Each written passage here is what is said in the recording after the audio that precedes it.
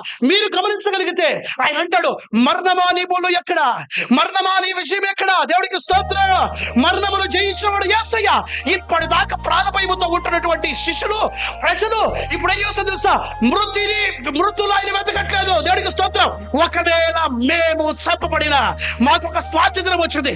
పాపపు బంధకాల నుంచి, శాపపు బంధకాల నుంచి, అపవిత్ర సముద్రం వాటి నుంచి విడిపించగల దేవుని ఆత్మ యేసయ్యను ఏ ఆత్మ లేపుతో ఒకవేళ మేము చనిపోయినా కానీ మమ్మల్ని కూడా లేపుతుందని దేవుడికి స్తోత్రం.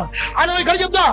ఒకవేళ మేము చచ్చిపోయినా, ఒకవేళ మా ప్రాణాలు కోల్పోయినా మమ్మల్ని కూడా యేసయ్యను లేపిన ఆత్మ లేపుతుందని వద్దు అన్న వాటిని వాళ్ళు ప్రకటించారు. గట్టిగా చెప్తా, చెప్పొద్దు అనే వాటిని ప్రకటించారు. హల్లెలూయా. ఆ ధైర్యం ఎక్కడి నుంచి వచ్చిందో తెలుసా? ఆ ధైర్యం ప్రభు ఆత్మ ద్వారా ఇప్పుడు స్వాతంత్రం వచ్చింది. ఇప్పుడు చిన్నోళ్ళ దగ్గర కాదు, పెద్దోడి దగ్గరికి పోయి రాజు దగ్గర చెప్తాడు, యేసయ్య నిజమైన దేవుడు, ఆయన తప్ప ఇంకొకడు లేడు. మేము కనులార వేటిని చూసాము, చెవులార వేటిని విన్నాము, వేటిని తాకాము, వాటిని మేము చెప్పకుండా ఉండు. బ్రతికినా చనిపోయినా మేము క్రీస్తు కోసమే బ్రతుకుతున్నాం. మాకు స్వాతంత్రం వచ్చింది, పాపమును జయించే స్వాతంత్రం.